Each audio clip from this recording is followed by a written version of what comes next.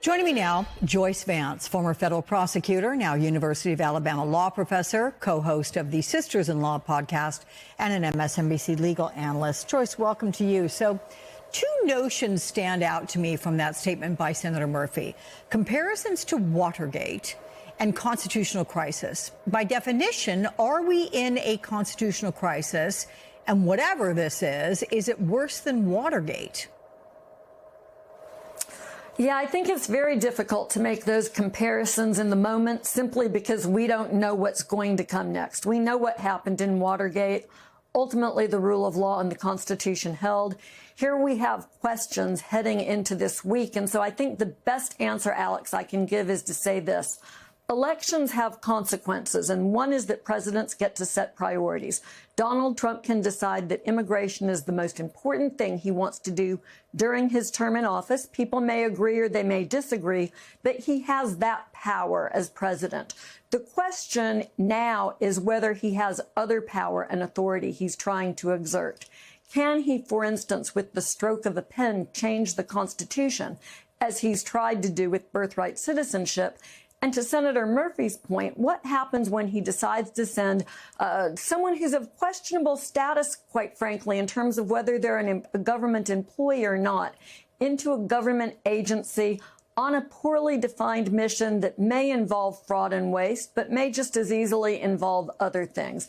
And so the questions we'll grapple with this week, largely in the courts, but perhaps in Congress too, is whether Trump has the legal authority to do these things, or whether he's acting illegally and beyond his constitutional authority. Okay, so if we are in a constitutional crisis or even on the brink of one, what can congressional Democrats do to stop this? Because Republicans hold both houses of Congress, and the GOP as a whole clearly doesn't seem to see this as a crisis. Yeah, I think I would go further than that and say that Congress really has bent the knee to Donald Trump, the Republican-led Congress, early on ceding their power to advise and consent to nominees and letting folks go through with some very questionable personal characteristics, nominees that, frankly, other Senates might have balked at confirming.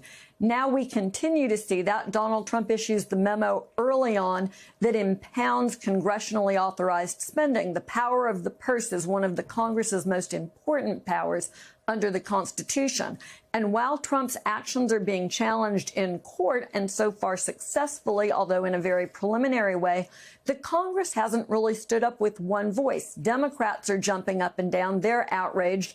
But the Republican majorities aren't moving against Donald Trump. And that's concerning here because Congress, in many ways, as the Article 1 branch of government, is meant to be the primary check on the president, the Article 2 branch. Mm-hmm. So after a federal judge yesterday temporarily blocked Elon Musk and Doge staffers from accessing Treasury Department payment systems, Vice President Vance posted on X today that, quote, judges aren't allowed to control the executive's legitimate power. What do you make of his logic, Joyce? Well, look, the vice president is a trained and well-educated lawyer. He knows that there is decades, really centuries at this point, of precedent that makes it very clear that the courts can look at the executive, the president's exercise of power. Just like the Supreme Court said during the Korean War that President Truman didn't have the power to seize steel mills, the questions that these cases that are being filed against the Trump administration raise is what are the extent of presidential powers? That's well within the court's province to decide. And frankly, the vice president's comments here are very transactional because in other situations, he has questioned the ability of the president to act and whether or not the courts should rein that in. This has to be more than just a question of who's in power, who's in the Oval Office at any given moment in time. There has to be a principled rule of law approach to the powers of the presidency. That's not what we're seeing from Republican critics of the lawsuits being filed against Donald Trump right now. Mm. Let me ask you quickly about Attorney General Pam Bondi in her first week. What action or actions have you most concerned about the direction she's taking? Well, she put 14 memos in place on her first day in office, radically altering priorities and the course of the Justice Department. There's a lot to be concerned about. Something that jumped out at me, Alex, was the end to one of the kleptocracy task forces that had been very successful in holding Russia and Russia-aligned interests to account for violating sanctions that were imposed against them over Ukraine. But it is a very long list. I think we'll be discussing them all in the coming weeks. Okay, I'm glad you're around to do that with us. Thank you, Joyce Vance. We're on